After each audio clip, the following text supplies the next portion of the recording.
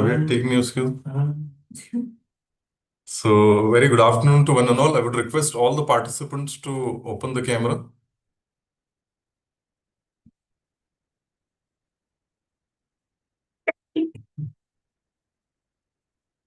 We have been joined by our resource person, Dr. Ashwin Ranjanikar, sir, who is a professor in English, currently heading Department of English of Sant Swata Madi College, Pulamri. Person with a vast teaching research experience has joined the cloud meeting. A person who has worked a lot on popularizing NEP, especially Indian knowledge system across India.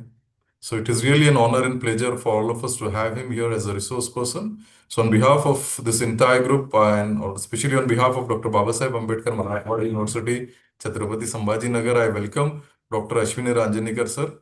And I would now hand over the session to him. Over to you, sir. Yes, sir. Thank you so much. So I am audible? Yes, sir, you are audible, sir. Yes, thank you.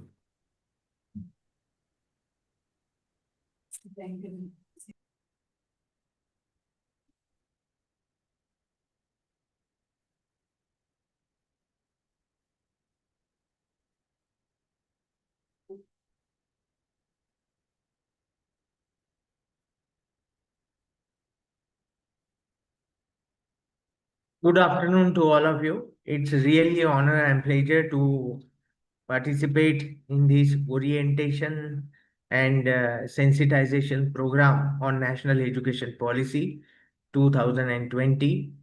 I am very thankful to the director of Malviya Mission Training Institute, Professor Dhanashri Mahajan Ma'am, Deputy Director Professor Rafe sir, and all the participants of this NEP orientation and sensitization program. Today, I'm going to discuss about the 5 basic pillars of this national education policy, that is teaching, learning, evaluation, research, and innovation. So these are the 5 basic pillars of this national education policy 2020. So my dear friends, this national education policy, as the name is self-explanatory, that it is started, or we can say that we have implemented this national education policy by Government of India in 2020. And now we are in 2026. So 6 years of span that we are continuously working on this national education policy. The crux, or we can say why this national education policy, NEP 2020, is more important.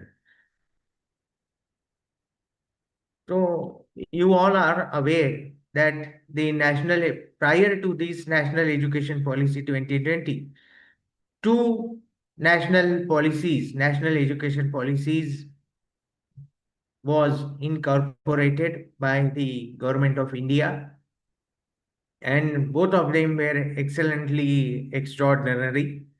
But where we are lacking and what is the uniqueness of this national education policy NEP 2020? So this policy shifts from content centric to competency based education. So these are the two words which we have to consider when we are talking about this national education policy.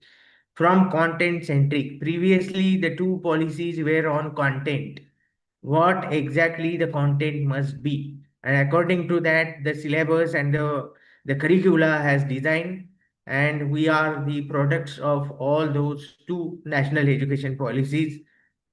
And but now when we are marching towards the 22nd century, then at that time we have to consider number of challenges we have to face, and we have to prove our competence on global environment. And for that purpose we have to develop such type of students, such type of citizens who have skills.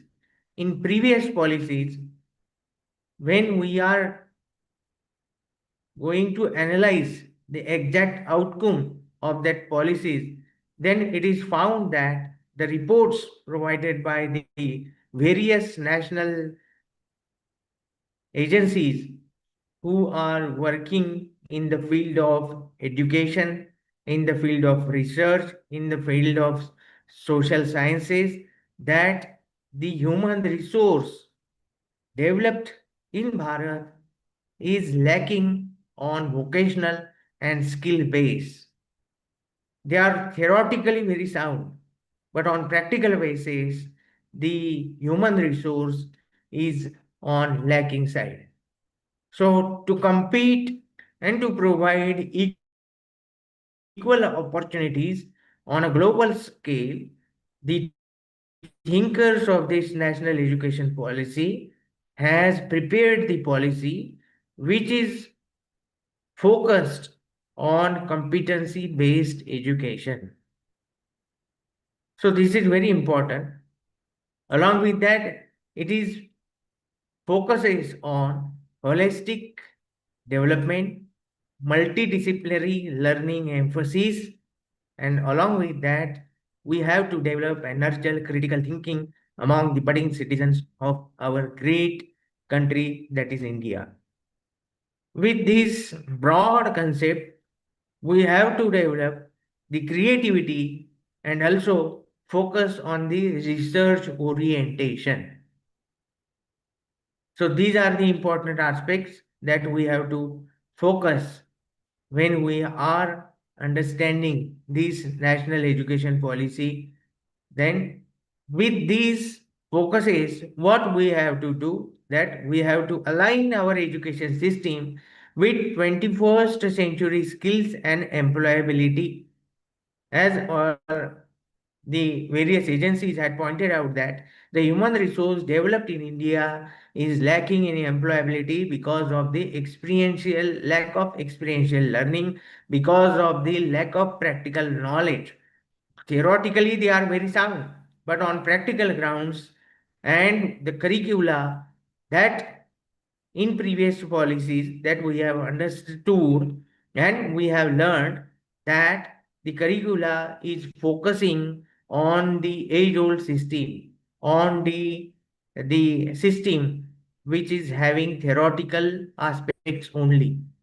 So to curb this problem, the National Education Policy 2020 come into existence, and with the various segments from the society, from the pre-primary education to the research education, along with translation, the whole strata they have studied, and according to that, the final document of this national education policy is accepted in 2020. It is published in 2014. So 6 years of it, they took 6 years of span from the various sectors. They have sought the recommendations, suggestions from the academia, from the industry, from the society, from the non-government agencies also. They have sought the suggestions, called for their suggestions and recommendations.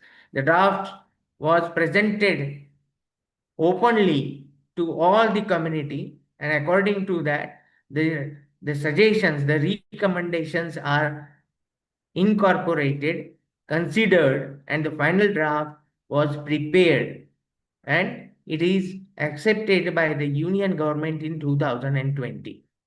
So, as we are talking about that, the shift from content centric to competency based education, then it focuses on holistic development, multidisciplinary learning, emphasis on critical thinking.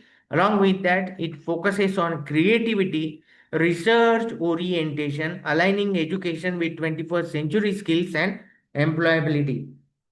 So yesterday, when I was reading Times of India, the article was published in the Times of India by the author. The name of that author is Bhatt, and he has pointed out that what what is the we can say that what is the status of India in the research and China, he compared that, the two countries. He pointed out that India is having numerous PhDs in research, but China is having patents, number of patents with them. So we are, as the various researcher has pointed out, that we are theoretically very sound, but on practical grounds, we are in lagging. We are lagging behind the various developing and developed countries also. So this was the example that he has pointed out, that number of patents are increasing in China, in America, but what is the case in India? The faculty members, the academicians, the industrialists, and all the people, that they are lacking in registering their ideas, their innovations, their research in the form of patents. So this NEP 2020 also focuses on the research and innovation. So that's why I have incorporated these two areas also in today's presentation. First one, we have to focus on teaching, learning, evaluation, research and innovation. So these are the five key areas that we have to focus in today's presentation. So what is the shift in terms of the, when we are talking about the NEP 2020, what are the key pillars of these NEP, on the backgrounds on which base this, the structure of NEP is based on? First one is access, equity, quality, affordability, and accountability. Access. Access must be provided to each and everyone of quality education. Equity, this is a very important point, that we have to provide the equitable education system in pan India. Then quality of education must be there. Affordability, the education we are imparting to the students, it must be affordable and it must be accountable also. So in the previous two policies, that we are lacking in the area of access, equity, quality, affordability, and now that is the final, that is the accountability. So these are the five elements that we have to understand. We are talking about this NEP 2020 on the primary level: access, equity, quality, affordability, and accountability. There were question marks on these five aspects provided by the various global agencies on the Indian education system. Then holistic development. Prior to this policy, we are focusing on specialization. But now this policy talks about, and we can say that it stresses on the holistic development, 360 development of the personality. So how this 360 development of personality we have to achieve, that we have to see in further slides, that how and what is the exact model. So this model is the model provided by the our age-old ancient system, that we have to focus on the holistic development, that we are going to see in the next slides. Then multidisciplinary education. Now, without going for a specialization, the person who is seeking education must get the idea of various subjects, the knowledge of various subjects. So for that purpose, this multidisciplinary education is incorporated in this national education policy. Then integration of IKS. In, as we all know that our country has seen number of invaders from French, Portuguese, then Mughals, then Britishers. All these invaders came to India, invaded the India. The knowledge, they took the ancient knowledge, or the knowledge on the basis of which we were the flourished country, at those times that these invaders snatched all that knowledge from us, as we know that our ancient universities, that Nalanda, Takshashila, Vikramashila, all these universities are in Bharat when there was not a single center of education in all over the globe. We have a number of universities in our Bharat. And all these invaders come to know that the basis of the flourishment of Bharat is because of the education system, because of the research that our ancestors had carried out during their lifetime. So these experiences they collected from us, the knowledge they collected from us, snatched all that knowledge and taken to their countries, taken to their areas, and now flourished on the basis of that knowledge. So this was the scenario. So integration of IKS, our Indian knowledge system, in the current scenario, in the current education system. So this is a very important aspect. And when we are talking about this Indian knowledge system, what are the benefits or what is the great heritage of our various festivals, our seasons, our food, our living style. So all these incorporated into the current education system. So integration of IKS is an important part, important aspect when we are talking about this National Education Policy 2020. And also very important, that is the technology integration. Now we are in the age of AI, that is artificial intelligence. So beyond this, now we are just talking about the artificial intelligence. So what is this artificial intelligence and how it is incorporated into our education system, that we have to understand, and with the help and proper use of this artificial intelligence, with the help of various tools of this artificial intelligence, we can enhance our education system. So for that purpose, we have to think beyond this artificial intelligence, and we have to talk about the cosmic intelligence right now. All over the world, we are talking on, everybody is talking about this artificial intelligence only.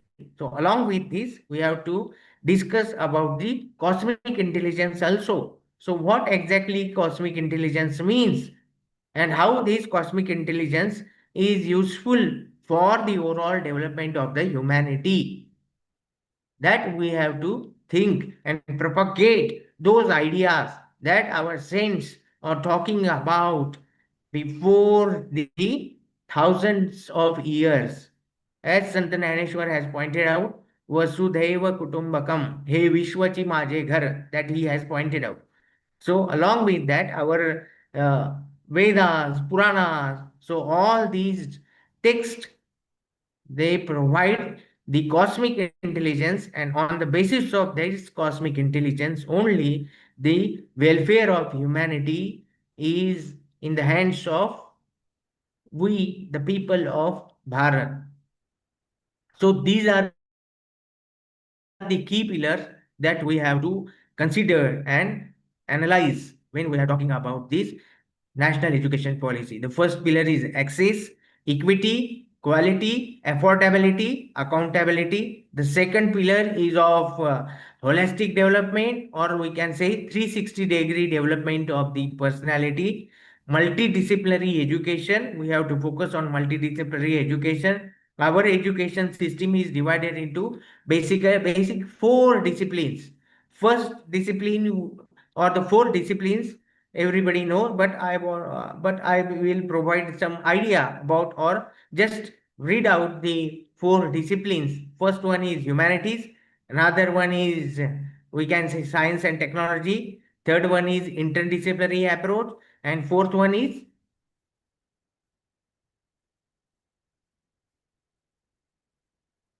which is fourth one. So these fourth disciplines, just look out. in 4 disciplines we have to develop our education system. Previously, all these disciplines, they are running separately, they are not interconnected.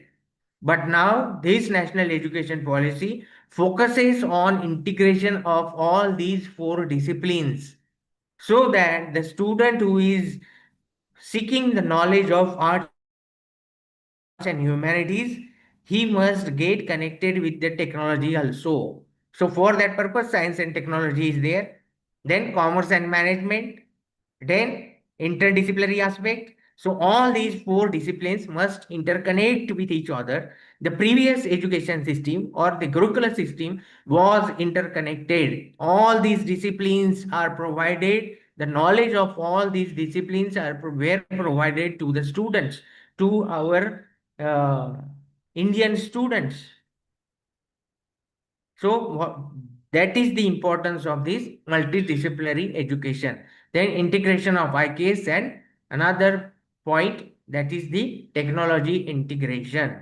We must be a techno savvy, and everyone as a faculty member of this higher education, every faculty member must aware of how to use AI in our teaching, learning, and evaluation process.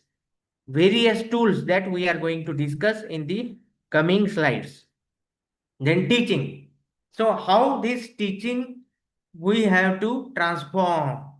So for me, this transforming of teaching can be done with the help of these newly developed system. So what was those systems in previously? What we are doing, that the system was teacher centric. The teacher will prepare, come to the classroom, then prepare notes according to the notes, according to the syllabus. The teacher will provide a lecture in the classroom, and the student will attend the lecture, grasp the knowledge, make out the notes, and do their studies with the help of the various questionnaires provided by the teacher to the students. And according to that, the student will appear for the semester end examination. So these were the, what we can say, a lecture method, or we can say as a teacher centric method. But now we have to shift from teacher centric method to learner centric method. What is this learner centric method? The teacher has to mold himself according to the needs of the learners. What are the needs? In previous, if you have gone through the NAC accreditation, then we have identified the slow learners and the fast learners or average learners. So 3 categories we have made when previous days, that is slow learners, average learners, and fast learners. So everybody knows how this bifurcation can be done. According to the needs of the learners, we have to mold our teaching tendency, we have to mold our teaching faculty from learner centric according to the needs of learners. So the learners, if the learners, what are the demands of learners, what they want to learn, how they want to learn, what different types of tools you are using when you are teaching in the classroom. So that is very important. How you are going your lecture or you are teaching in a smooth manner. What different types of tools you are using when you are teaching in the classroom. So in teaching also, we have flipped learning, blended learning, and number of tools. There are different types of innovative, or we can say best practices in teaching also, innovative teaching pedagogies also, that we have to focus on. So for that purpose, we must be, as the faculty members, we must be techno savvy. So what exactly means by learning outcome based education? What exactly mean by the flipped classrooms, blended teaching, that we are going in the next slide. But what is experiential learning, hands on training?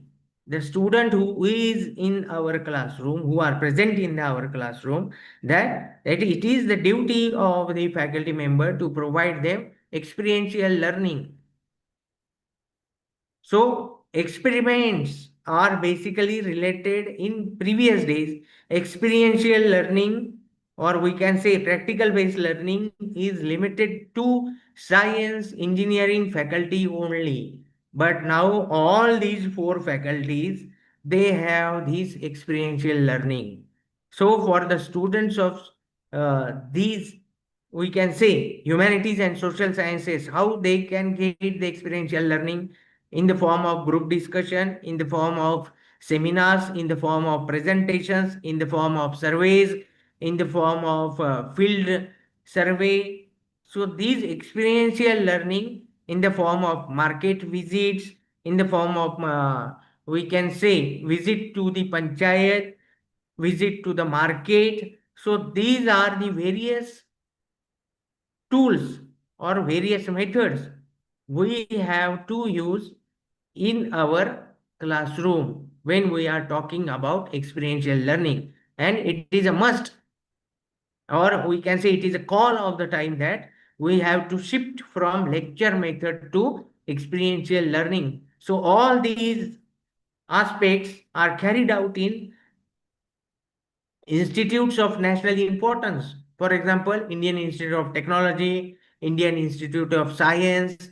So all these institutes, they are preferred. Why they are preferred? Because of this experiential learning only, because of this learner-centric method that they have adopted.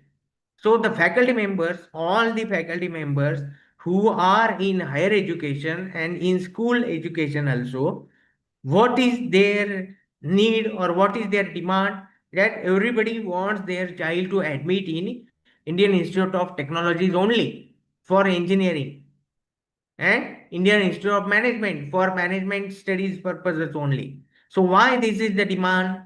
Because their teaching is different from our teaching pattern. Why we as the faculty members are not admitting our students in our education institutes? So these are the various types of question marks on our system, because we have to provide quality education to our ward. And the quality education, what are the parameters of this quality education? So these are the basic quality parameters that these national institutes are adopting in their premises, in their curricula. That learner centric method they have adopted, experiential learning that they have adopted. So Indian Institute of Technology, they have also the Department of Languages. They have also the Department of Social Sciences, like sociology, political science, economics. But the teacher or the faculty members or the quality of education provided in those education premises is different from ours. That's why we are focusing that our students or our wards must be admitted into those campuses. So I will explain what is the exact idea and how they are flourished, these institutes. Then what is the exact role of a teacher? It must be, or he or she will be a facilitator, a mentor, innovator who provides the independence to the student in the classroom to ask number of questions, to come up with new ideas, innovative ideas, and he or she must motivate the students to come up with the ideas, innovative ideas, so that they can develop their curiosity and critical thinking will be developed, and they will attend our classes. So this is a very important part, that when we are talking about the transforming teaching. So with the help of these three aspects, first one is that we have to shift from teacher-centric method to learner-centric method. Another point is that like from lecture method, we have to shift towards experiential learning. And third point is that the role of teacher must be a facilitator, he or she must be a mentor and also an innovator. Then innovative teaching pedagogies. So number of innovative teaching pedagogies are there. First, we will discuss about the flipped classroom, blended learning, problem-based learning, case study method, and outcome-based education. So our university has adopted, our university means Dr. Babasaheb Ambedkar Marathwada University, Chhatrapati Sambhajinagar, has adopted this national education policy before 2 years or 2 years back. And on PG level, 3 years back that we have adopted this NEP 2020. And now we are in the third year of this NEP 2020, adoption of this NEP 2020. According to that, we have designed our syllabus of various faculties, and the project are included, field surveys are included into our syllabus, into our curriculum, and this outcome based education after completion of a particular course, after completion of a particular subject, what exactly the outcome will be there, what type of skills the students will gain, that we have finalized, that we have considered, and according to that we have projected our syllabus, our curricula. Then flipped classroom. So what do you mean by flipped classroom? Flipped classrooms means the experience, it is the tool for providing the opportunity to the students to learn with the help of the contents that you have already provided to the students while entering the classroom. Means it is a tool, flipped classroom is a tool with the help of which you are able to provide the notes or we to the students. So on the basis of the notes, on the basis of the videos, on the basis of the audio tools that you have developed, on the content, whatever the syllabus, whatever the contents you have to taught to the students, that you are going to provide them prior to your lecture. According to that material or the content provided by the teacher, the student will learn, student try to learn, come up with the knowledge, come in the classroom, discusses with the teacher, and he will gain the in-depth knowledge of that particular subject. So this is the criteria of the flipped classroom. Then blended learning means the same, but you are not going to provide the material to prior to your lecture. The same method we have to adopt when we are in the blended learning model. That the contents, use of technology, you are going to provide a video lecture, use of audio video tools in the classroom, then Google Classrooms and all those facilities, Coursera, then that you are going to use in your classroom. With the help of that videos, the student will learn, the student will discuss it with the faculty and solve their problems. So understand the content that the teacher has provided in the teaching. So these are the two important aspects, that is the difference between flipped classroom and blended learning. Then third one is problem based learning. The student will come with the problem. According to that problem, the teacher or the faculty member provided the solutions to the students on the basis of the various practicals or experiences.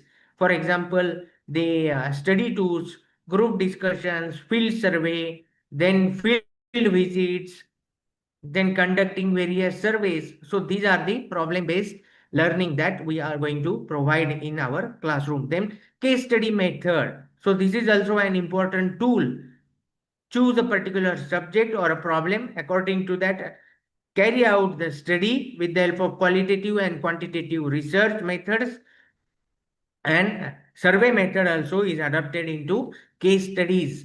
So with these various types of activities, your classroom, your teaching can be innovative one, so that the learners will attract to your classroom, come to the college premises, and they will learn something new, something experiences, something new. Their practical knowledge will increases, the gain in their practical knowledge and experiences, and that is the outcome of this national education policy, that we have to provide and train the citizens according to the various aspects, according to the various challenges that they have to face in the coming years or in their life. So they will be competitive enough to face all the challenges in their life. So on the basis of these various innovative teaching pedagogies, that the students will be developed and their personality will be a holistic one.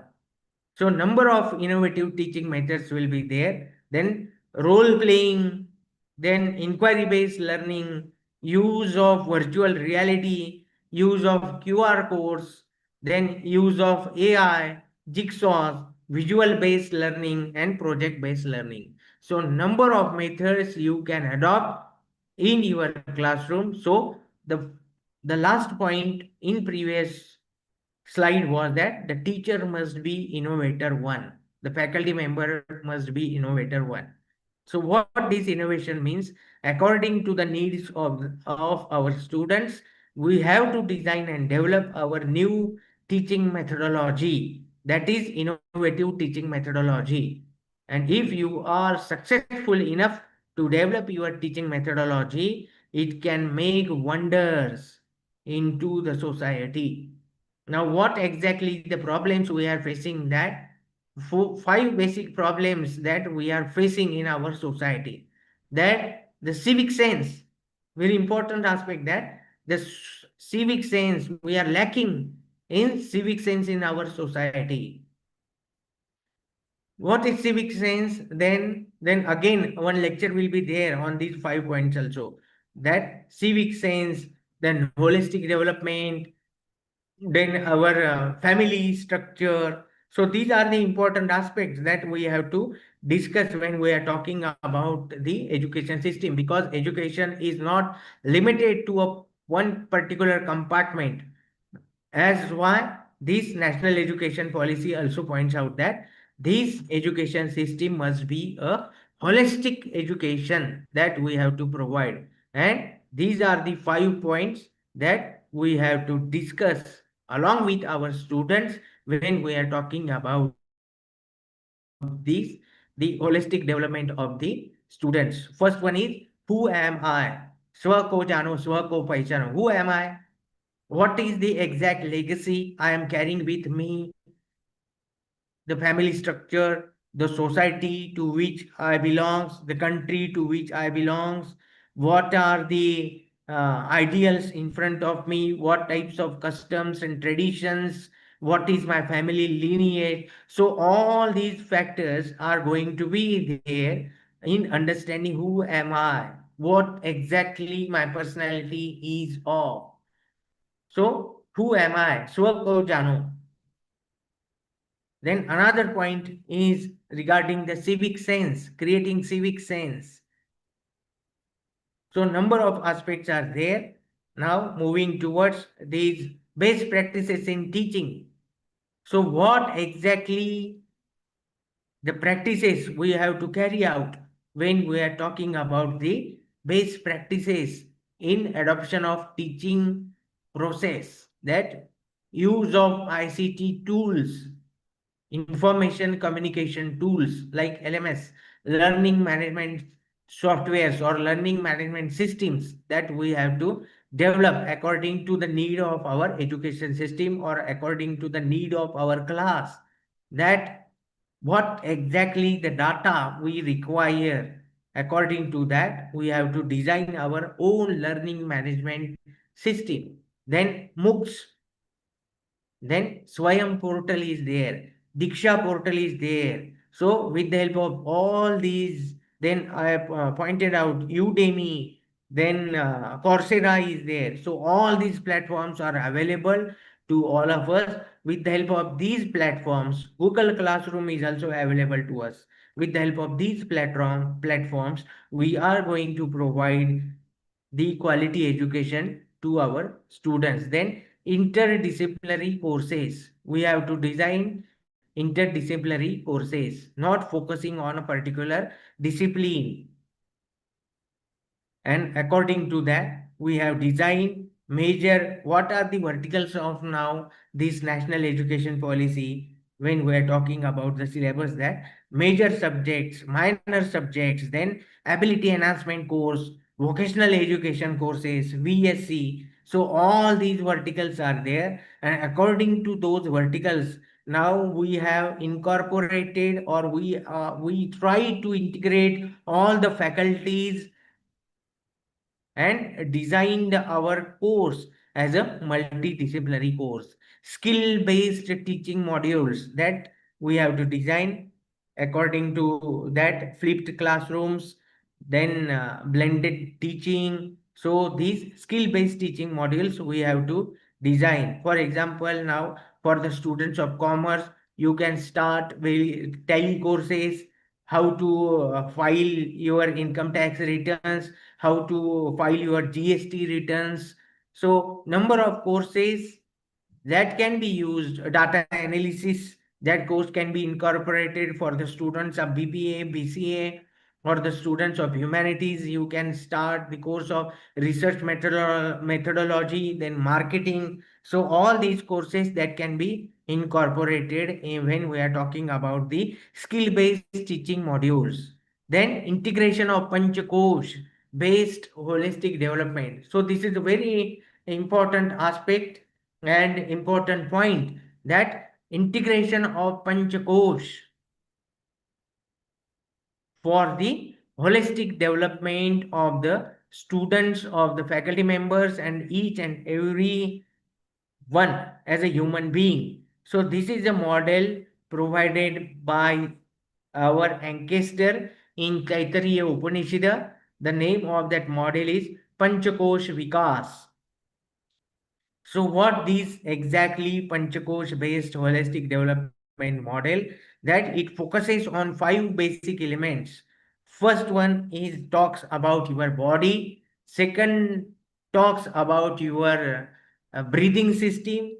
Third one talks about your mind. Fourth talks about your intellect. And fifth one talks about the bliss, that is we can say these Anandamay course. So these are the 5 basic elements designed by our ancestor, and it is a complete study, a thorough study, and it is also incorporated into school education also. Number of universities that they have also incorporated this structure into the IKS, Indian Knowledge System, the paper that is made mandatory by all the universities. In that structure also, this Panchakosh based holistic development model is accepted by majority of universities in India. So what exactly this Panchakosh based holistic development model talks about? Everyone as an Indian must know what Gautam Buddha has pointed out, what Maharshi Patanjali has pointed out, and prior to them, what the Panchakosh based holistic development model talks about, that we have to understand, analyze, and also provide the opportunity to all our students to understand the basic concepts of our existence, our belonging on this earth. So the first point I have pointed out, that Swako Jano, exactly who am I? So these Panchakosh talks about this understanding yourself. All the Western philosophies talking about the personality developments, they talk about on superficial level only. But this Panchakosh based holistic development model talks about the inner and also the outer development of the personality. Integration of inner and outer personality is this is the exact model. So we must have to understand this model. The success story of this teaching method, or we can say experiential learning, is the best example. That is the Indian Institute of Technology, Mumbai or Bombay. What they have done that they have provided a platform to the students who want to learn, or the learners who want to learn various types of softwares, various types of computer courses. That is the name of that project is Spoken Tutorial Project. It is a large scale digital literacy initiative started by Indian Institute of Technology, Bombay, and it is all free of cost. You are not going to spend a single penny for a particular course, and it is a free material available to any learner who want to learn any type of software courses. You go on the website of the Spoken Tutorial Project, enroll yourself for the course, complete the procedure, carry out the various types of activities, go for the modules and give the examination, and you will be awarded the certificate after the successful completion of the course. And this is a, as I mentioned, that it is a large scale digital literacy initiative incorporated by the Indian Institute of Mumbai. Millions of the students and learners trained in ICT skill across India. So this is the initiative taken by the Indian Institute of Technology, Mumbai. And all these experiments they have carried out with the help of the Ministry of Education. The Ministry of Education, they have submitted a proposal to the Ministry of Education. The Ministry of Education provided the grants to the Indian Institute of Technology, Mumbai, and on the basis of the grants they received from the Ministry of Education, they developed a platform, that Spoken Tutorial Project, and it is made available free of cost to all the learners. Millions of learners, they have sought the education, a free environment, and understood this learning process. So now this is a challenge in front of all the faculty members, that such type of institutes, they are providing education free of cost, coming up with number of such type of platforms, and why the learner will attract to our education institute. Why? This is a question in front of all the faculty members. What is the exact solution? How we as the faculty members or the education academicians, how we are going to face such a type of upcoming challenges? Now number of educational institutes are coming forward, they are setting up their campuses, they are developing such type of free education models. The students are seeking education, getting certifications are, and also getting jobs, also getting employments. And the basic question raised by the student, that why they are going to come to your institute or my institute to seek admissions by paying fees. So these are the questions now in front of all of us. So we have to look inside and provide the solutions by adopting number of innovative and best practices, learner-centric practices, so that we are going to maintain and sustain in this very dynamic education system. The next point is about learning. What we have to adopt, that we must be a student-centric learning center. So for that purpose, we have to provide flexible curriculum, academic bank of credits, and choice-based credit system. So all these points are now, all the education institutes are doing that flexible curriculum. They have provided the curriculum in a flexible manner. So multiple entry, multiple exit, that the students who have completed the first year, then he will get certificate.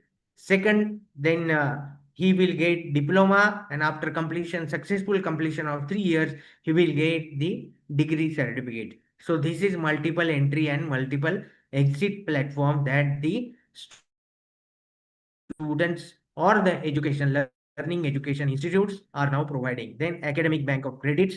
Now whatever the course you have completed, all after the completion of your course, your credits are credited into your academic bank of credits, learners academic bank of credits, and all the syllabus, all the curricula is now converted into choice based credit system according to the choice of the students. The flexibility is provided to the students, that they are able to choose particular subject from a particular faculty or a discipline, or if the choice is from another discipline also, then the student is able to choose that subject and opt for that subject and go for the studies also. So this is learning student centric approach that we have to adopt. Then experiential learning models. So what exactly the experiential learning means?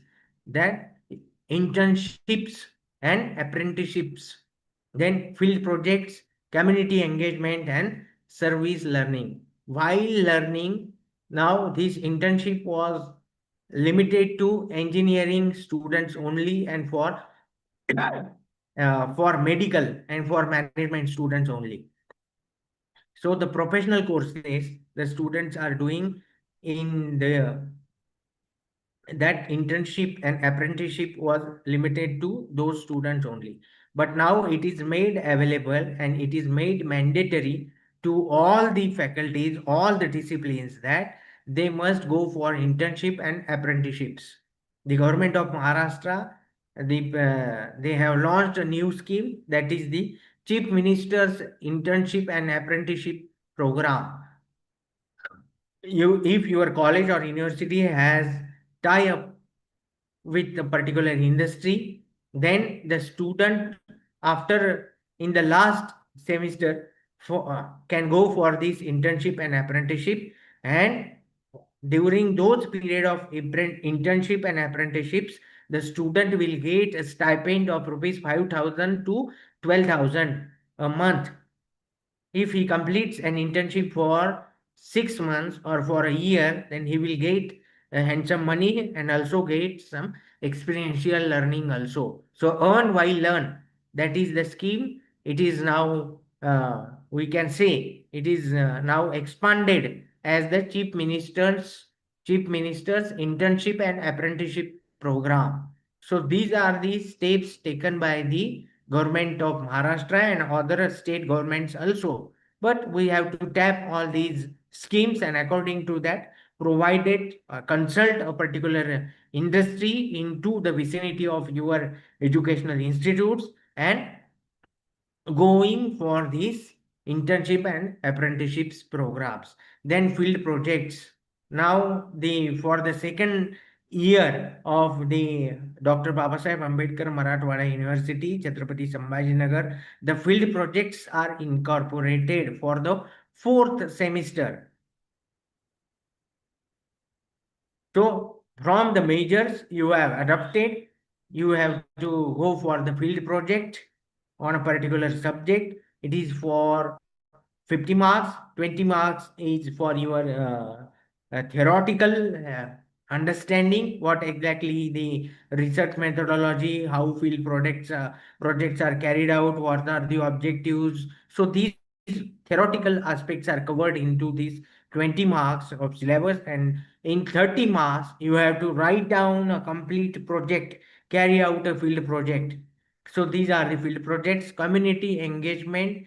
Now the community engagement was limited only to the NSS, but now, though you are not working as the NSS volunteer, then also you can go for this community engagement. It's made mandatory that while doing field projects or going for internship and apprenticeships, you have to engage your community, or you have to provide 2 hours or 3 hours of service for the betterment of the society, for the betterment of community. Along with that, service learning. Service sector is the major sector. So tapping the various opportunities and providing the opportunities of our college students, of our education institute students to work in the service area.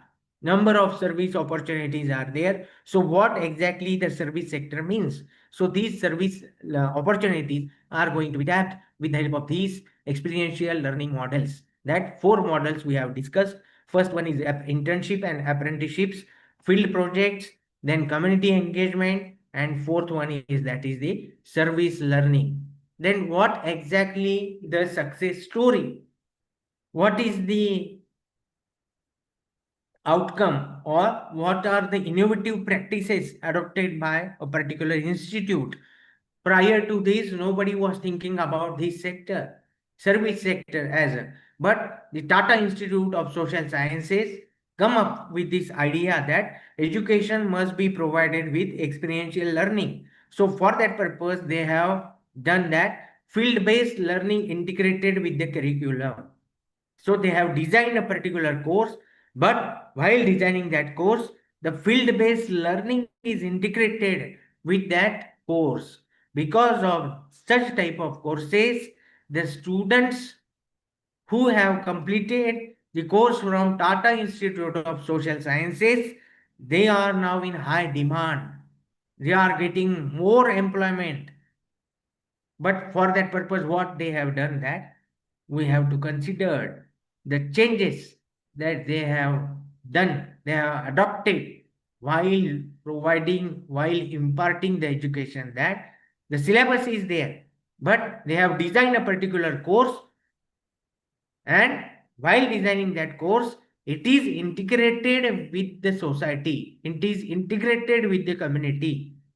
So number of students, or now Tata Institute of Social Sciences has in a very high demand because of the courses, because of the employability, because of the campus placement. So why our education institutes are not going to design such type of courses? Now this national education policy has provided the opportunity to all of us to design such type of innovative research based courses, so that the students will come to us, take short education and serve in the society. So this is the example. The Tata Institute of Social Sciences started initially with 20 students only. जब शुरू किया तब 20 ही छात्र थे. तो ये 20 छात्र जब शुरू किया, कंसेप्ट आई, तब सब लोगों ने उसको धुतकारा. ये क्या कंसेप्ट है? ये ऐसा कोई मॉडल हमारे सोसाइटी में चल सकता है क्या? लेकिन जो फाउंडर्स थे, उन फाउंडर्स को भरोसा था अपनी जो कंसेप्ट है उसके ऊपर. They have faith, they have gone through the market survey, market research, studied the market, understood the problems in the society, and according to that, developed an institute. Now it became the giant tree, which is started with a few 20 students, and now lakhs of students are admitted into the Tata Institute of Social Sciences for numerous courses. So so the very crux of this national education policy, or the word, that is out of box thinking. So this is very important word. रोजमर्रा की जिंदगी से आगे बढ़कर अगर कुछ नया सोचेंगे तो ही कुछ नया कर पाएंगे, और उसमें हम कुछ हासिल कर पाएंगे। अन्यथा जो चल रहा है वैसे ही चलेगा, और कुछ सालों बाद ये सब व्यवस्था बंद हो जाएगी। So if you have to sustain and maintain yourself as a faculty member in your education institute, then you have to be very innovative. So this is a Tata Institute of Social Sciences success story, which is having a strong community impact model. So I have presented two success stories. One is Indian Institute of Mumbai, that they have come with the learner-centric online model. And another one, that is this experiential based learning model, that is the Tata Institute of Social Sciences. So these are the very crux of these education systems, that how the education system is being changed in the society. Online education platform, and this is another experiential based learning platform, that is Tata Institute of Social Sciences. The third point that we have to consider, that is the evaluation. We have come from teaching, then learning, and now that is the evaluation. How evaluation has to be reformed. First, what we are doing, that rote memorization. What is rote memorization?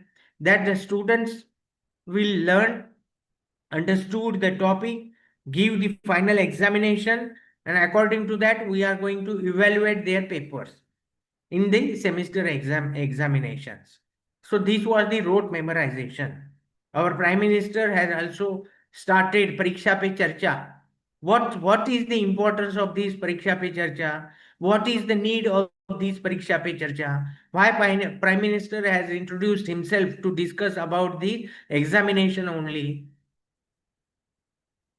Because evaluation plays a very important role in education system. Whatever you have learned, whatever you have understood, you have to evaluate, and according to that your progress is counted. So the progress is inevitable. विकास और उन्नति जो है, उन्नति हमारे व्यक्ति के लिए बहुत जरूरी है, विकास बहुत जरूरी है, और विकास के लिए, उन्नति के लिए इवैल्यूएशन, मूल्यांकन एक प्रक्रिया है. This is a very effective tool. So if this effective tool is used properly, and you are going to analyze, you are going to evaluate the personality on the basis of what? On the basis of 2 hours or an hour of examination, you are going to analyze that personality. So this is not a proper judgment, this is not suitable to assess the progress of that personality. So for that purpose, what we have developed a model, that is continuous and comprehensive evaluation, CCE. So for that purpose, what we have done, that you have to go for the class test, you have to go for various types of internal assessment, continuous internal evaluation and assessment, for class tests, for group discussions, for seminars, your participation in various types of activities. So considering all these aspects, all these contribution of that student throughout the year, throughout the semester, then we are going to adopt these two systems, that is formative assessment plus summative assessment. So then only your evaluation will be in a balanced system. Otherwise, it will be a biased evaluation. So for that purpose, you have to evaluate your system. It must be very transparent. it must be clear, and what exactly the methods we have to adopt when we are talking about the reformation in evaluation process. That you have to go for the open book examination. You can go for this open book examination. Now various universities and various educational institutes are adopting this system, open book examinations. Then project-based evaluation. The project is provided to the students. According to that, they have to write down the project. Then assessment is carried out on that project. Then peer assessment portfolio, assessment, AI-based assessment tools. So these are the four important aspects that we have to consider when we are talking about these assessment tools. The students after this COVID-19 pandemic, that it is a fact that number of students are not able to attend the classes, attending the classes on regular basis, or we can say day-to-day basis. So this is the problem in majority of educational institutes, including universities and in professional colleges also. So how to curb these problem and how to restrict them? By adopting various types of bad practices in the examination. That for that purpose, you have to go for this open book examination. Number of foreign universities, they have also adopted this open book examination. So books are there in front of you. The question paper is provided to you, and according to that, within a stipulated time, you have to write down your answers by searching in your books which are available on your desk. So the question papers set by the examiner is very important tool. So he has or she has to develop such type of examination paper, or the difficulty levels, that the student has to look for the answers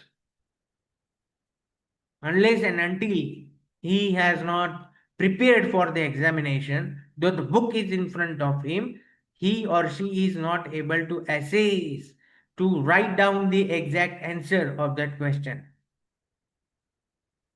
So the open book examination is an important aspect. Then project based evaluation, peer assessment portfolio, assessment tools, that is AI based assessment tools are very important that we have to use, so that if you go for the AI based assessment tool for the evaluation process, then your evaluation will be very transparent, clear, and up to the mark, without any type of mistakes, without any type of hassles, without any type of partiality, so that the student will feel very attracted towards your assessment criteria and evaluation criteria without any type of biases. Otherwise, what will happen is that the student will understood that this evaluation is totally based on the preconceptions, or because of such type of my problems, the teacher has biased with me, and according to that the system has some sort of problems. So to curb all these problems, we have to use these AI based assessment tools. Now these Microsoft Office, then Google Spreadsheets, and another, each and every tool that we are using is having AI assistant. And if with the help of these AI assistants, you can use your evaluation process very effectively. What are the evaluation systems, and how our system is going to develop with the help of this digital evaluation system, that is online examination platforms? you have to go for these online examinations.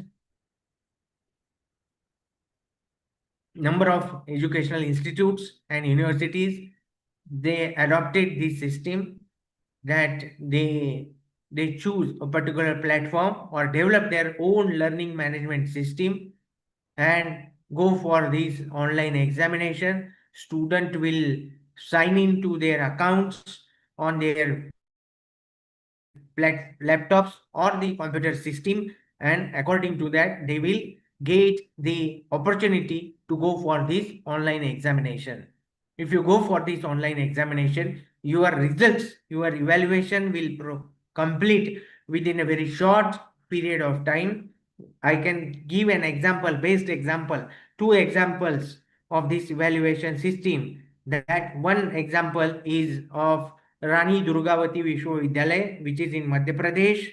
They have declared their results within 24 hours of the examination. So how this was possible for them? That they have adopted this online education system. All the students, they have given the examination through online platforms, and within 24 hours they have declared their result. This was a landmark for this education system, and because of their efforts the UGC has also awarded them with the awards.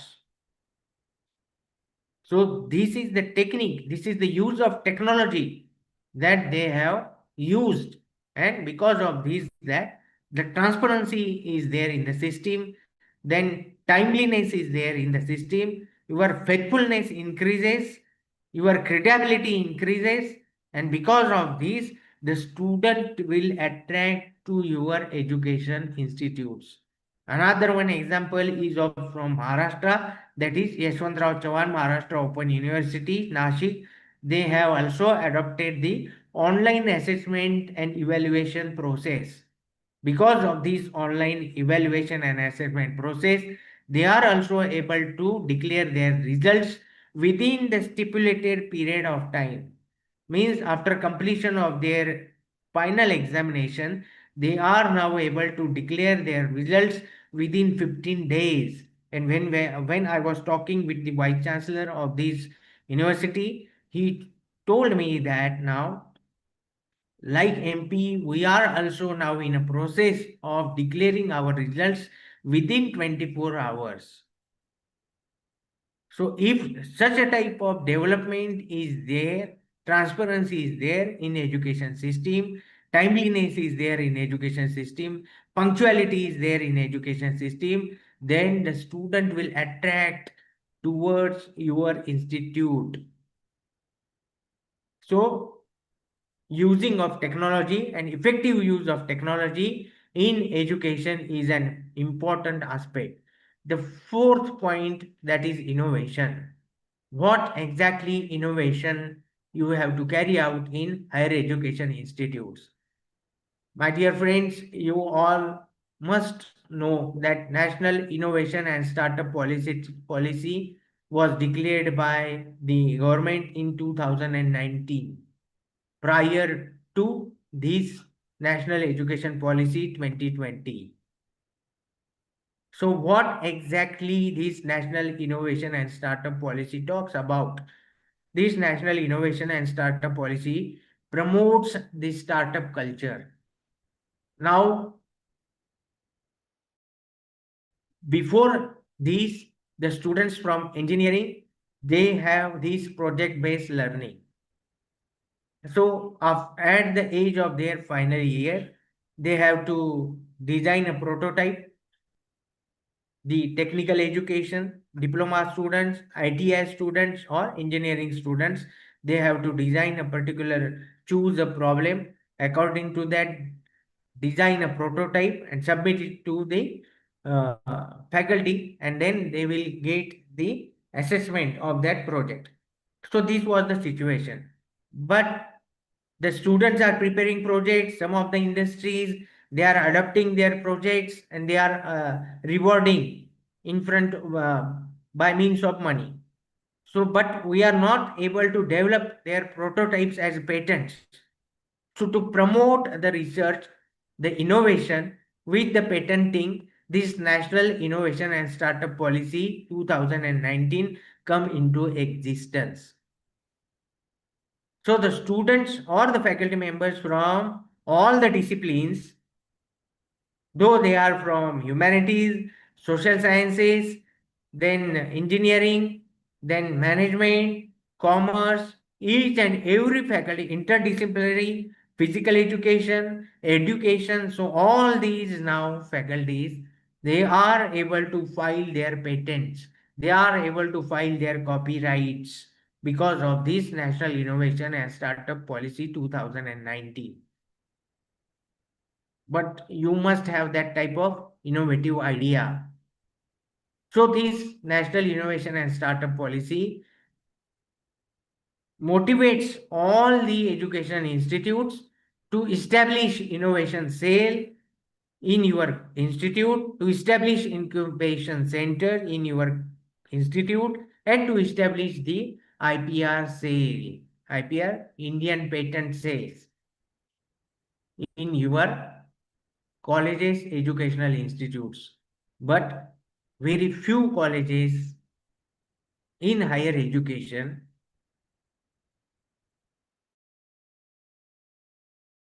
excepting the engineering and management colleges have started these cells in their educational institutes.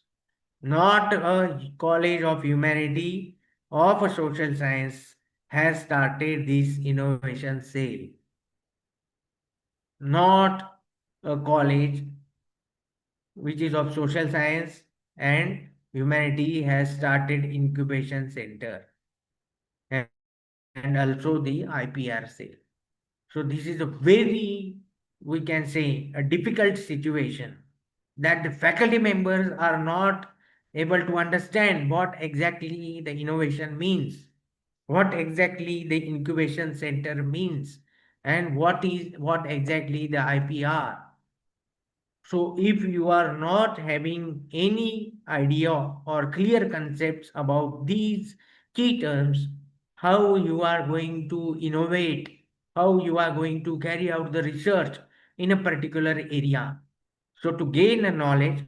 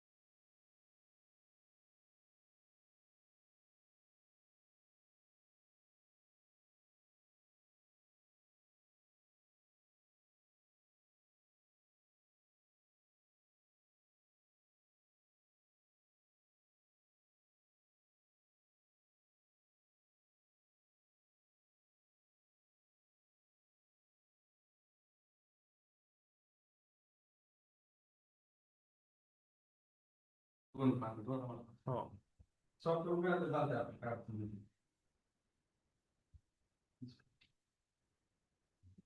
Please also provide the opportunity to share my PPT.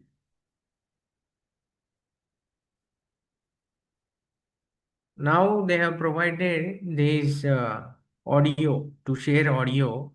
Now please provide the sharing facility.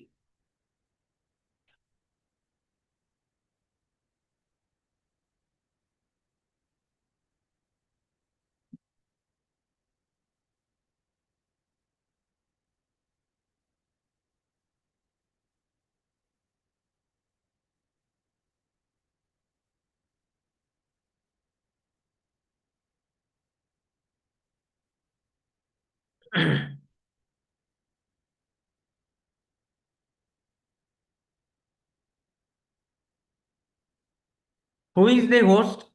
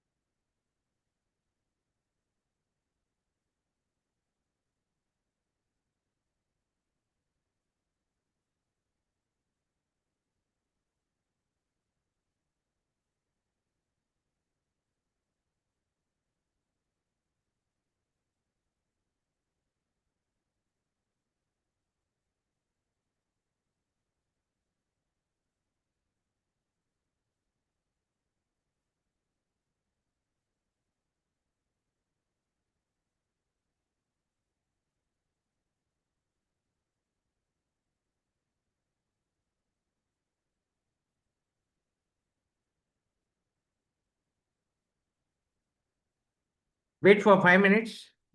They are going to make arrangements.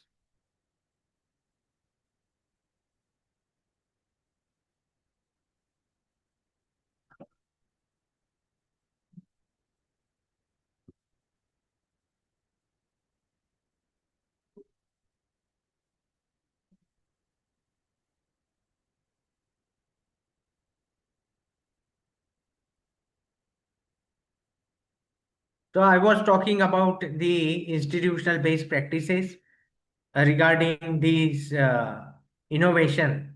So arranging hackathons and idea competitions, innovation labs, industry academia collaboration, and various types of skill development programs. If you go for these type of institutional activities, by arranging these type of activities, then definitely the students will come to your institute. They will share their innovative ideas with you, represent their ideas, demonstrate their ideas. So new and innovative ideas will come in front of you, and your educational institute will be a platform because of which the students will encourage and motivate to get such new and innovative ideas. So such type of activities are continuously being organized by Indian Institute of Technology, Indian Institute of Management into their campuses. Because of such type of experiential learning, the students may get attracted with such a type of institutes. So if the institutes they are doing on their platform, so why we are not adopting such a type of atmosphere in our educational institutes? So thinking extraordinary, so out of box thinking is a very important aspect of this national education policy. Generally what happens that the students from humanities and social sciences, they go for various types of elocution competitions, various types of debate competitions, various types of poetry competitions. So now we have the research centers in our colleges, but not a single college till now has arranged any type of research based competition for the students. Not a single college. I have inquired with number of colleges what exactly you are doing for the research promotion. Number of colleges, they have research centers. Only these research centers are used as a tool of getting scholarships. Thousands of scholarships the students are getting with the help of government agencies, that Sarthi, RT, Bharti, and number of each and every institute is now going to provide various scholarships. So what is the exact output? As yesterday I have pointed out that when I came across the newspaper, that the article published in Times of India, that he has pointed out that India has host of PhDs. Number of PhD holders are increasing day by day in India. But what is the outcome of that PhD? What is the use of that PhD for the betterment and welfare of the society? How many products we have developed or launched because of the research we have carried out, and we are spending lakhs of rupees in research by these types of institutes. We have carried out the research on our own without any type of scholarship. But what when I am also working on numerous research and recognition committee, when at the time of their presentation, the poor thing is that the students are getting 40,000 and 50,000 rupees a month, but they are not spending a rupee on purchasing a book, reference books for completion of their research, for doing survey, or going in the market, meeting with the people, taking subscriptions of the libraries. So what exactly you are getting scholarship for? What?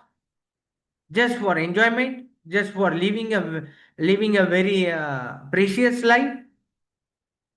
All these money are coming from our pockets, my dear friends. And these students, research students, majority of research students, they are working in this way. So it's very difficult, and how they are going to be teachers and faculty members in coming days if such type of research is carried out in the campuses. And I have already mentioned that the Indian Institute of Technology, they have social science department, they have language departments. So now the students from all these national institutes are competing with us, our traditional colleges. Then how our students with such a type of low caliber in the research, they are going to compete with the students from the national institutes, the students from the Tata Institute of Social Sciences, and numerous agencies. Central universities are also having various good quality education with them. So you have to focus on your quality of research, your quality of innovation, your research ideas, your teaching pedagogies, and definitely you have a bright career in front of you. Otherwise, it will be an alarming situation for all of the students. The success story of these uh, innovation, that is Institution Innovation Council, AICT has established, that is Institution Innovation Council. It is called as IIC. So what is Institution Innovation Council? It has developed a nationwide innovation ecosystem. Thousands of students, startups are incubated because of this Innovation Institutional Council. And in our university, and number of universities in Maharashtra and also out of Maharashtra, that they have started incubation cells. So what exactly the incubation cell is supposed to do? That if you go with a particular idea, they will mentor you, they will groom your idea, go search for the investment of that idea, and according to that, your idea will develop into a product, into a service sector, a successful model, and that it can be run as a business enterprise. So this is the concept behind the incubation centers. In our university, Dr. Babasaheb Ambedkar Marathwada University Chhatrapati Sambhajinagar, we have Atal Innovation and Incubation Center. More than 400 startups they are running. They are affiliated with this innovation and incubation center. So I request all of you to go with your innovation and incubation centers of your respective university and consult and have MOU of your college with that innovation and incubation center. Arrange various types of webinars, seminars to create awareness about the startup culture, about the patents, about innovation, so that your students, your faculty members get some innovative ideas in the area of humanities, in the area of social sciences, in the area of sciences, in the area of management, commerce, each and every area. You have a problem, then this innovation and incubation center will provide a solution to your problem. So this is the idea behind this research and innovation and incubation center, that the universities are requested to start their campuses. Along with universities, educational institutes are motivated to start these innovation and incubation centers in the college, so that they will have connect with their local industry, with the government agencies, that Panchayat Samiti, Jilla Parishad, education sector, each and every sector is now become the success. But we have, you can also have MOU with your local post office, so that the students from our college, they will be having the opportunity to go for opening of the postal policies and also opening of the recurring deposit accounts, so that the students will come to know about the various opportunities in the area, in the field of service sector. So number of opportunities are now being made available because of this National Education Policy 2020. We have to just open our mind, accept the change, became a flexible, not a sturdy, that this is not my education area, this is not mean for me. No, each and every sector in the life is now is become the part of your education system, our education system. So number of opportunities are there. You have to just go and search for the opportunities. The third final aspect of this, that is the research focus in NEP, that is undergraduate research emphasis on multidisciplinary research approach, establishment of National Research Foundation, that is NRF, National Research Foundation. Now this National Research Foundation is going to be there. With the help of these, we the faculty members and also our college students will get number of research funds and grants because of this National Research Foundation. At current scenario, this is there is not a single unit of having the research grants. Prior to this, we have UGC. Now UGC also is not providing any type of research grant. Then we have these for social sciences. We have these ICSSR, Indian Council of Social Science and Research.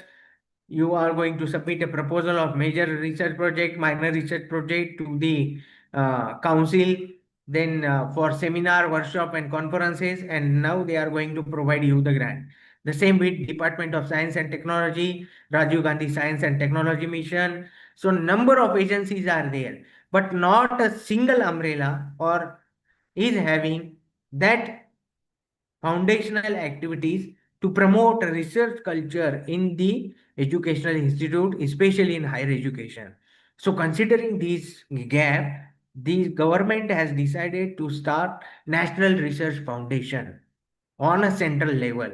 With the help of these, all these agencies will come together under the umbrella of National Research Foundation. And from that National Research Foundation, the research grants or research initiatives are carried out in coming future. So this was the plan of this National Research Foundation. Along with this, we have to develop a research ecosystem in the higher education institutes. For that purpose, also, we have started research cells in our educational institutes. So, what exactly the roles of the research cell is in an education institute? To promote research activities, carry out the paper presentations of faculty members and the students as well, provide a platform for demonstration of research activities, come up with new ideas which are then also formulate proposals for research funding and grants, collaboration with industry and publication, and also have the patent culture in your educational institutes. So these type of activities we have to adopt when we have started research cell in our institute, in our college, in our university. Then in university also we have these uh, innovation and incubation cells. So what are the best research practices that are where everybody know, that is the minor and major research projects, collaborative publications, research based teaching, integration of IKS in the research. So these are the four important aspects that we have to cover when we are talking about the research based practices. Then what is minor and major research project? I already mentioned that the faculty members of humanities and social sciences, they can go for ICSSR. Some of the faculty members for history, they can go for IHCR, that is Indian Historical Council of Research. There they can submit their proposals. Then collaborative publications that can be done if you collaborate uh, with the major publications like Oxford, Penguin, Routledge, then ResearchGate, then definitely your research is going to be qualitative and quantitative also. While academia.edu is also a platform, good platform where you have to demonstrate your research in the areas. Then research-based teaching, integration of IKS in research, the success story of research, that is Indian Institute of Science, that is which is located in Bangalore. So this is a complete research based institute which is having global research excellence and strong interdisciplinary research model. So Indian Institute of Science in Bangalore has come up, or the main basic of this development or incorporation of this institute is to promote research activities only. And who has established this Indian Institute of Science? C.V. Raman. He has developed or founded this institute for the promotion of research in science. And number of activities, research activities are carried out along with the research training in the institute. So we have discussed about the teaching model based practice. We have discussed about the evaluation model as a base practice. We have discussed now about the research model as an institute, how the research can be carried out, which is helpful for the society, which is helpful for the world. Indian Institute of Sciences, which has developed and presented itself on a global scenario, sought their reputation. Number of students, number of researchers from across the globe are now willing to take admissions at Indian Institute of Science, which is devoted only for the research. And on the same level, this national education policy promotes or motivates the universities that they have to develop themselves as a teaching institute, one aspect, then research institute, another aspect, or multidisciplinary institute. The university has to decide in which area they have to work. On the same level, the college has also the facility that or the opportunity to define itself on these three categories: a multidisciplinary institute, a teaching college, or a research institute. So, for that purpose, also, the colleges or the UGC has provided the opportunity to go for the autonomy. So the autonomy is when we just say autonomy, then the faculty members they feel very nervous and anxious that what will happen to their job, whether we are going to lose our jobs. No, it's not in an exact way. We are demanding for, or the government is willing to give you only the academic flexibility, and it is also in a step manner, or we can say a phase manner. On a first level, the autonomy is provided on the academic level, that you are free to design and develop your own syllabus, your curricula according to the local needs, according to the needs of the students. The first point we have discussed about the learner centric.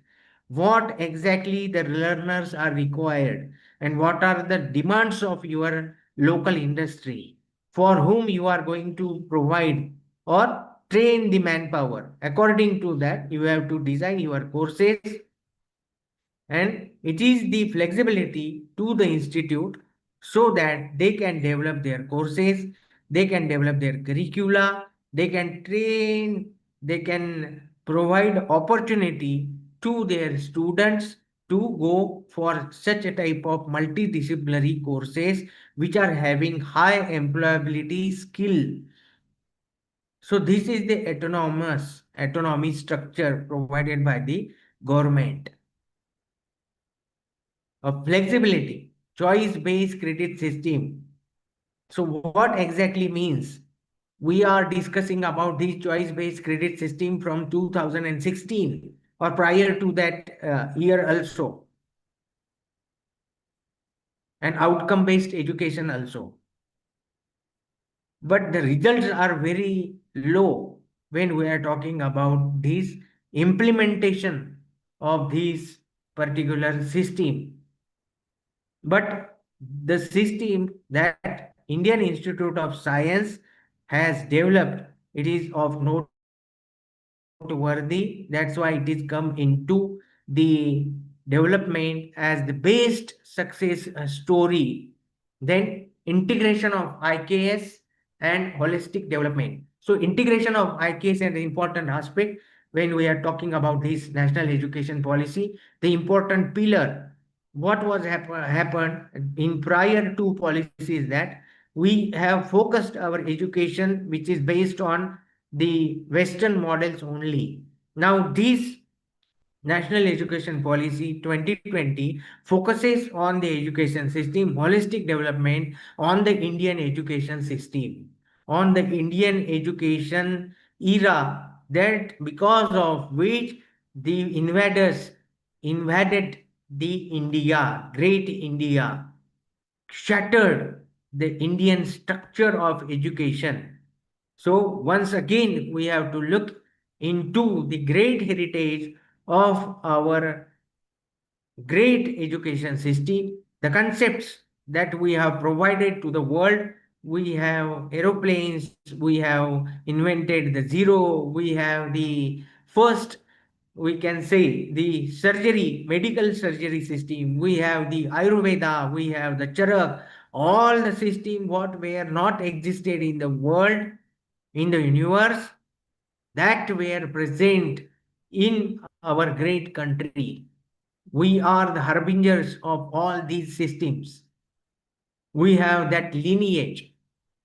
But these invaders come to India and snatched all these our heritage from us and told that you were nothing and we are only the civilized people. So white burden theory, you all know. So these were the scenario, and we are the victims of all these concepts and the philosophies that they have developed. And now it is high time, because of this Indian knowledge system, we can once again integrate our traditional knowledge system with the modern sciences. As Swami Vivekananda rightly says that what we have in India, that we have the spiritual power, we have the concepts, we have the ideas, but what we have in sciences, modern sciences, that the concepts. So integration of these modern sciences and the integration of Indian tradition is a very important aspect. And with these, the holistic development can be achieved by integration of traditional knowledge with the modern sciences. And for that purpose, we have this Panchakosh based holistic development model. So what exactly the challenges and solutions we have when to implement this national education policy? The challenges we have, that is the resistance to change, lack of training, infrastructure limitations, resistance to change. Number of faculty members, now they are not able to change themselves. There is a resistance. The educational institutes, the educational owners of the educational institutes, they are not able to adopt the new changing scenario, the new courses. A single faculty colleges are running right now also. They have to start the multidisciplinary colleges now, to start number of courses in their colleges, with the help of which the student will gain the skill based education and vocational training in their colleges. So for that purpose, you have to change your minds. Lack of training. Training must be provided to the faculty members, to the owners of the educational institutions. Now, this is also one part of training that we are carrying out. Orientation and sensitization course on national education policy. And from last 6 years, the training is going on and on. 6 years we have started this. Infrastructure limitations, we have infrastructure limitations, yes, definitely we have the limitations of infrastructure when we are talking about blended learning, when we are talking about the flipped classrooms, when we are talking about the ICT tools. Number of educational institutes are located in rural area, they don't have internet connectivity, they don't have computer laboratories. So for that purpose, PM Usha come into existence. With the help of PM Usha, now you can submit your proposal to the PM Usha scheme or a RUSA scheme. Because of that, you can get 5 crores of rupees for your educational institutes. And if your university is there, you can get 100 crores under the PM Usha scheme for various courses, for STEM, for MERU, for infrastructure development, for whatever you demand, you can get. The grants are for strengthening the college, development of various courses, developing the university, developing the infrastructure. So number of options are there, but you have to go for the solutions. What are the solutions? The solution is that continuous faculty training must be there, institutional support is there, policy alignment with the NEP 2020 must be there. Then exactly how you are going to, we are going to march the roadmap for the development of this or the implementation of this national education policy. So I have divided this roadmap into three parts. First one is short term, second one is medium term, and long term, that is in third portion, that is long term. So short term is faculty orientation and curriculum revision. This is a short term. It can be done on our own level. Then medium term is that is establishment of innovation and research cells, and on long term we have these multidisciplinary universities and having the global ranking improvements. So these are the important aspects that we have to cover. When we have short term, we have to divide our goal into three aspects. First one is short term, medium term, and long term. For short term, what exactly can be done? Faculty orientation of faculty is important. What exactly the NEP wants, the crux of the NEP that we studied today. Then also the curriculum revision according to the needs of learners, according to the demands of the uh, industry, according to the demands of the employers. We have to develop the curriculum, the curricula, the syllabus, the development of new courses. What is the exact need of the society? AI based courses that we have to start in our premises, the technical courses, vocational training must be provided, skill oriented courses, short term certificate courses like how to file GST course, how to repair gas. Then a number of courses you can start in rural area also. Now the gas, LPG gas connection has reached in rural area. Prior to this, no facility was there. Then who is going to provide the servicing to these LPG gas? Then if such type of small certificate courses you started, just in a single visit, that LPG service holder will get rupees 500 for a single visit only. So such a type of activities you can start. Then how to file your GST returns. So each and every shop owner now has the GST numbers. If you provide such type of facility training to the students, then definitely our student will get skills in that particular area, how to file income tax returns. So such a type of activities, how to carry out the survey in collaboration with the Panchayat Samiti, local government agencies, then definitely we can get the opportunities and the employment to our students. They can be very confident and able to face any challenges. So in rural area also, you can go for agri products. So the wheat, जो गेहूं निकलता है, बाजरा निकलता है, ज्वार निकलता है, जो भी एग्रीकल्चर प्रोड्यूस है, उसका मार्केटिंग अगर महाविद्यालय करता है अपने छात्रों के लिए, उनको साथ में लेकर, तो उन छात्रों को भी अच्छे से पैसे मिलेंगे और एक उनको एक अच्छा मार्केट भी उपलब्ध होगा। जो वहां पर अपना जो बाजार कमेटी में जाने के बजाय अगर वो अपने फैकल्टी मेंबर्स को या अपने पहचान वाले लोगों को अच्छी तरीके से ऐसे अनाज की उपलब्धता कर दी जाए, तो एक अच्छे से मार्केट भी उपलब्ध होगा और वो जो अपने छात्र हैं उनको भी अच्छे पैसे वहां से मिल सकते हैं। तो this type of activities, this type of projects you can carry out, the farmer producer companies you can start with the help of your college, with the help of your educational institute, with the help of university. The example, the best practice of the example of this is that Sahyadri Agro Producer Company, which is the one of the largest agro producer company in Maharashtra, which is located in Nashik. Now they are exporting also. So there are number of examples in the society because of which we can make drastic changes in the society, and the educational institute is the platform. We have that caliber, we have that structure in front of us. With the help of that we can make wonders in the society.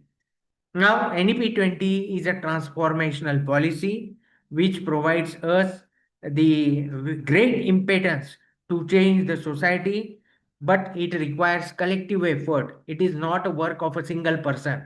It requires a group, it requires collective effort. And very important that teachers are the key change agents of this national education policy and also the society. So the last point what exactly the future of education lies not in teaching what to think, but how to think. क्या सोचना है ये नहीं सिखाना है, कैसे सोचना है ये हम लोगों को सिखाना होगा. This is the future of this national education policy. So this is done from my side. And now we will have a question and answer session. We will have a discussion. हम लोग यहाँ पर अभी कुछ बातचीत करेंगे 15-20 आधा घंटा जो भी हमारे पास में है उस वक्त तक. सभी लोग आप नेशनल एजुकेशन पॉलिसी हो, anything you want to discuss और you have a query regarding any points about this national education policy, now the platform is open. We will have a discussion.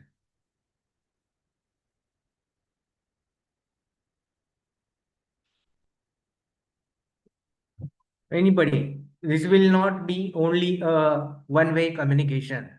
That the research person will be there, he will speak for 2.5 hours or 3 hours, and the session will be over. So what will be the use of then this type of platform? So active participation is an important aspect of any discussion. And we are talking about the experiential learning, and we are talking about the hands-on training. Yes, anybody. So I request the host of the meeting to unmute, to provide the permission to unmute all the participants.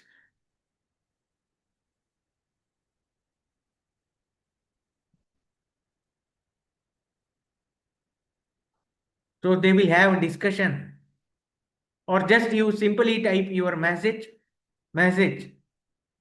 in the chat box.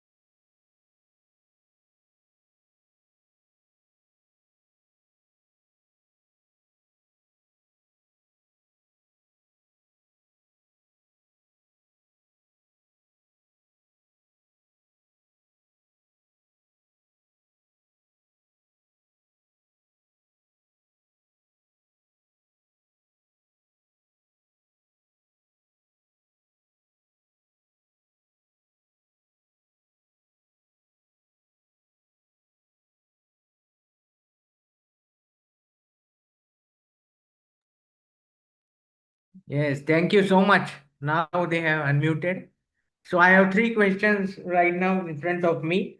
The first question is regarding the major and minor research projects by the UGC. Now I want to make it clear that now the University Grants Commission is not going to provide any grants for the major and minor research projects. They have stopped it all. Now they are just accepting the utilizations of the previous grants they have provided to the various educational institutes and universities. Now till now, after the 10 years also, the major educational institutes, they are failed to provide their utilization towards the UGC. That's why the UGC has decided that until and unless all the previous grants utilization has been submitted towards the UGC, they will not going to provide any grants for major and minor research projects. One point. Another point regarding the major and minor research project, that the three agencies now they are going to provide the grants. First agency, as already I have mentioned, that Indian Institute of Social Sciences, ICSSR, that they are going to provide you the grants for major research projects, minor research projects, and organization of seminar, workshop, and conferences. Along with that, the history related, the subject history, ICHR, Indian Council of Historical Research, they are going to provide the grant. Third department is Department of Science and Technology. They are going to provide you the grants for the research projects or research related activities. Fourth grant, that the Indian Knowledge System or the division of Indian Knowledge System, that the Ministry of Higher Education, that they have started a separate division of these IKS, Indian Knowledge System Division. They are going to provide you the research grants, the research related with the Indian knowledge system only. So number of points they have pointed out in their research appeal, the guidance, the guidelines they have provided for the grants. They provide the grants on the individual level also and for the institution level also. So IKS division is going to provide you the grants and Department of Science and Technology. So these are the scattered agencies. Now they are going to provide you the grants for various types of research activities. Another point, that teaching workload and policy. What will be the teaching workload and policy, that the one of the participants has asked regarding. Friends, definitely as the faculty members, we are all related with these. हाँ sir, अभी हो गए हैं, हो गया. Okay, thank you. So the teaching workload, that the workload has increased on a very large scale when we are talking about the teaching workload and the policy. And what the third question is about the solutions for maintaining the workload of English in NEP. The NEP focuses on the education must be provided into mother tongue only. अपनी जो मातृभाषा है उस मातृभाषा में शिक्षा होनी चाहिए, ऐसा विषय है, उसके ऊपर ज़्यादा स्ट्रेस है. उसी के साथ में अपनी जो राष्ट्रभाषा है उस राष्ट्रभाषा में एजुकेशन होना चाहिए, ये एक है. और अपनी जो रीजनल लैंग्वेजेस हैं उस रीजनल लैंग्वेजेस में होना चाहिए, और any foreign language you can go for. So definitely English is the universal language, and for that purpose the courses that you have to develop according to the demand of your students, and also according to discuss with the board of studies members of your board of English, that can be done. Now we have the ability enhancement course, but it is, if you go the structure provided by the UGC regarding this credit structure, that the UGC has pointed out that you can go for 182 or 184 credits. But now the majority of universities, they have adopted only 180 degrees credit only, or 178 degrees for a degree. After completion of your course, you are going to have 178 or 180 credits into your account, that is academic bank of credit account. But the UGC has pointed out that you can frame your course into 4-year course, integrated course, into 182 or 184 credits. So if that flexibility is there with the university, then why the board of deans and board of study members, the chairman of board of study members, they sit together and design a particular course with having emphasis on a particular subject. If you want English, if you want any language, then definitely you have that flexibility to go on increasing your working load or teaching facility. So it is in your hands. It is not mandatory. UGC has provided only the guideline. And keep in mind that UGC is the agency which is providing you only the framework, only providing guidelines. It is the decision by the university or the educational institute what to adopt. So it is a flexible. It is not mandatory. So it is in our hands only, in the hands of faculty members, on which area you have to focus. According to that, you can design and develop that type of structure. Yes. Anything? Now you can also unmute and we will have discussion.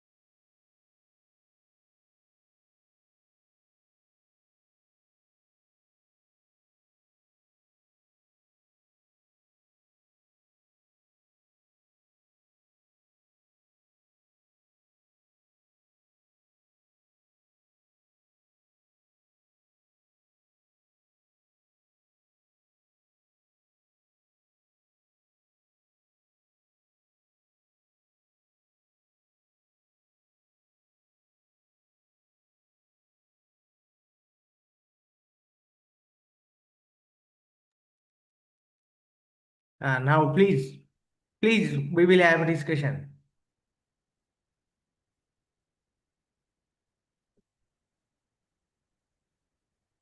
I think now you can also unmute yourself.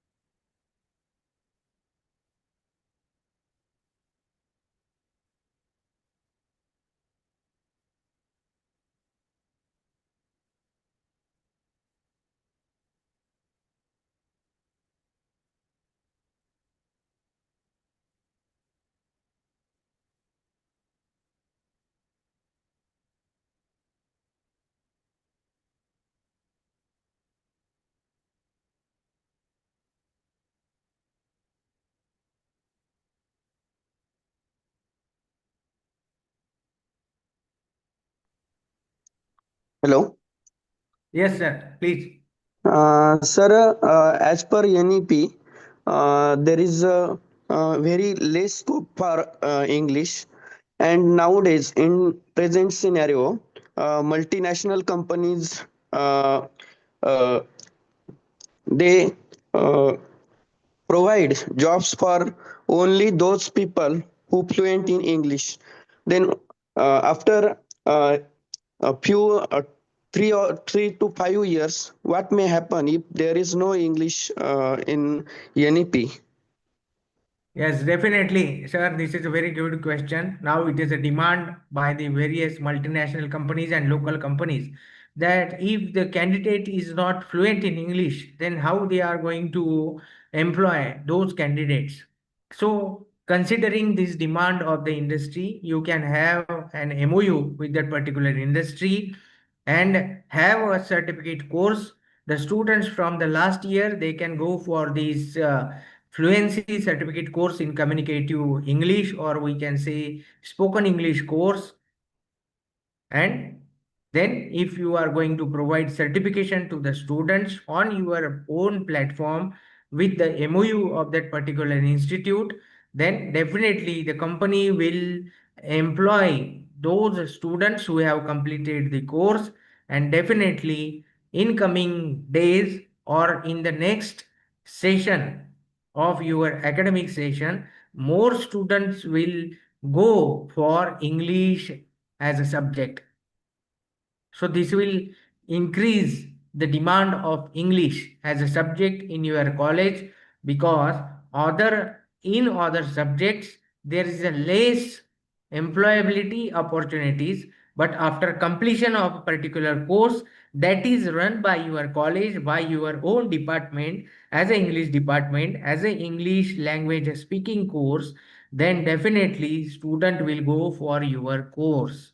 And you on the initial stage you can charge a very less fees, so that if you start such type of course in your college, in your department, you can get an additional faculty, additional helping hand in your department also. So along with this, you are going to be an employer and employee on the both scales. So this is going to be a very good opportunity for the Department of English and for the college also.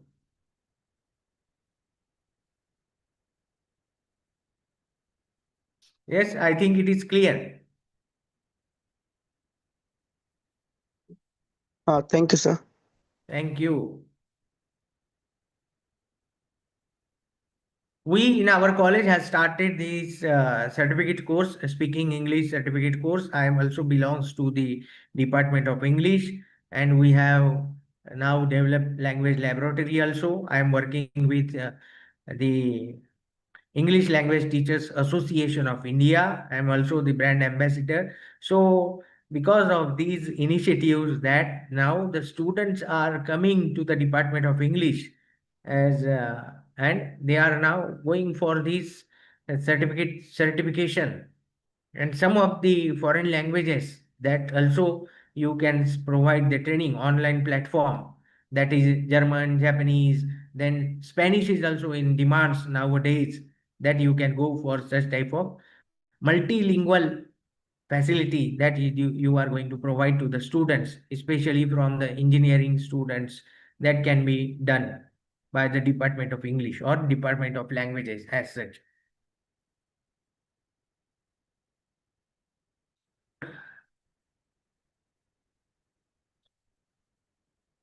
So there are number of opportunities for all the faculty members, for all the departments. Because of this NEP, it has opened up a window through which you can see lots of opportunities. तो जितना हम लोग अपने दिमाग को चलाएंगे उतनी ज्यादा अपॉर्चुनिटीज हम सभी के सामने, अपने जो बच्चे हैं, अपने जो स्टूडेंट्स हैं, उनके लिए उपलब्ध करा सकते हैं. Only difference is that we have to change our mindset and do some practical in our day-to-day life. So if such activities you are going to adopt in your college campuses, then student will attract at your department. They will come, they will discuss their problems. Then you are going to provide the solution. If they come to know that you are a solution for them, for their problems, then a relation will develop with you, with your department. Truly, you are becoming as a mentor, motivator for them, and you are liking and you are giving power for the student will increase, and they will attract, they will come in search of you.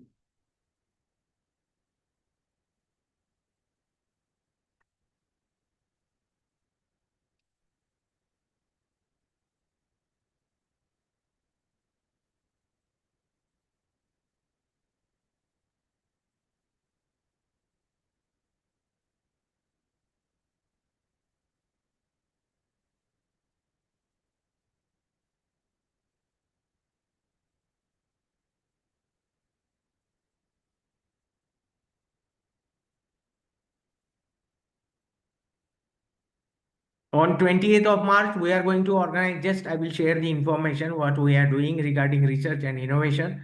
On 28th of March, we are going to organize a National Educator Summit, which we are focusing on the four aspects, that is teaching pedagogy, research, innovation, and IPRs. So the faculty members who are engaged, it is basically intended for the faculty members of higher educational institutes, those faculty members who are engaged in those four activities, that is innovative teaching pedagogy, research, innovation, and IPR. They have provided the opportunity to present their research, teaching pedagogy, what they have adopted in your daily teaching or in your due course of teaching in their teaching career into 1000 words. And if that research activity, best practices of your institution and base institute distinctiveness is there, then definitely your individual contribution and your institute's contribution will be awarded on 20th of March here at Chhatrapati Sambhajinagar, Maulana Azad College of Arts, Commerce and Science. So this is the activity, a one-day National Educators Summit. Till now, we have 250 registrations for this academic event. And on 25th or tomorrow, we are going to close up the registration process. And this is a huge response. This type of activity that we have carried in collaboration with Saraswati Bhuvan Education Institutes, Science College, Maulana Azad College of Arts, Commerce and Science, then Institute from Jalna, then Institute from Chhatrapati Sambhajinagar, Vamanrao Pitambare Institute. So these are the institutes that we are engaged in such type of activities. This is a collaborative event, and the persons, the innovators, they are academicians, they are requested to participate and present their innovation. This is a platform for all the faculty members to present their research, innovation, innovative teaching pedagogy. So you can go for such type of activities into your institutions also, so that the research students, what they are doing, they are able to present their research. Otherwise, what happens that only the research activities or writing of PhD thesis is going on, but there is not a platform for the researchers, for the budding researchers to present their research. Only they will just write a research paper. It is mandatory for them to publish their 2 research papers prior to their PhD submission. That's why they will go and just submit their research papers by paying money, a certain amount, to the journal, and the research paper will be published into the journal. The procedure will be completed, and at the time of viva voce, the student is not able to explain what exactly he or she has carried out in the research. So it is a very pathetical and difficult situation for the researchers and for the research guide also, if they are not able to explain what they have done and what is the exact contribution, what is the addition to the knowledge system.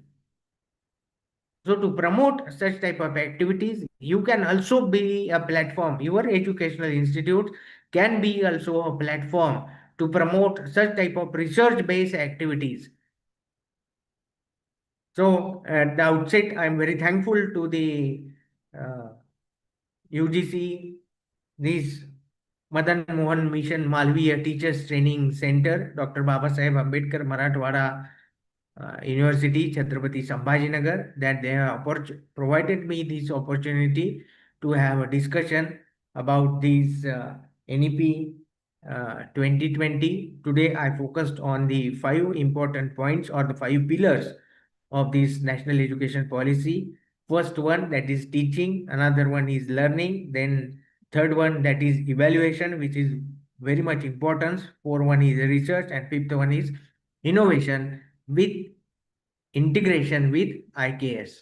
So I'm very thankful that they have provided me this opportunity. I'm very thankful to all the participants that they have listened the presentation. I'm very hopeful that this discussion will be useful for the faculty members to implement the NEP 2020 into their college, into their educational institutes, and very thankful to the participants who have discussed about the various issues regarding teaching workload and policy, major and minor research projects, maintaining workload. So thank you so much.